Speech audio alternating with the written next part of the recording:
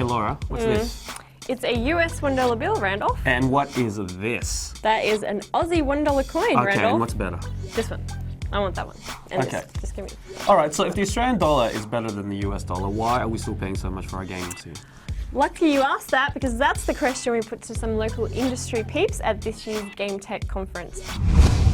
There are numerous product categories that we can talk about, from television to cars, about different tax, different cost base, different retail margins that, will give us a disparity with US pricing. But again, when we compare it to Europe and the euro, we're spot on. I think there is an argument to say that people now need to look more closely at where they believe they can get the right level of value in their purchases, which is their right, and they should absolutely do that.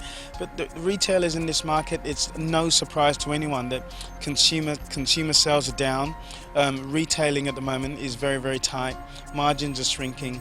A lot of our retail partners are doing it quite tough, and that may have an impact on the pricing that they are positioning our product at the moment, and it's just something that we need to continue, I suppose, to understand. Retail's not going anywhere. Traditional bricks and mortar retail is around for the next probably 10 to 15 years easily. The digital market, which is not taken into consideration in those sales, nor is what we buy. So really the data coming out of the likes of GfK is probably not as accurate as it could be, and not reflective of the true Australian market. They will all have to sit down and come to the table. The consumer is now demanding parity, and it's much deserved. So really it's up to them now. From a developer's point of view, we have so many more paths to market, especially in the digital space, and also direct communication with that consumer. So we understand what it is the consumer needs, and we adjust pricing to match the value of the product.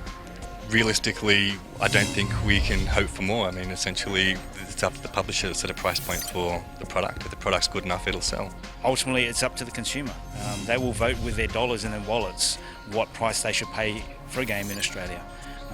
As a publisher of content, we need to be, again, obviously receptive to that, and we monitor it constantly. So where it's going to move, how it's going to move, when it's going to move, I couldn't tell you. It's that crystal ball, right? I think ultimately what it'll take is one person, one publisher that'll decide to break with tradition and try something new. And given where the market is right now, there will be the sheep effect. Everybody will follow. Do you think it's likely to happen in the next 5 years?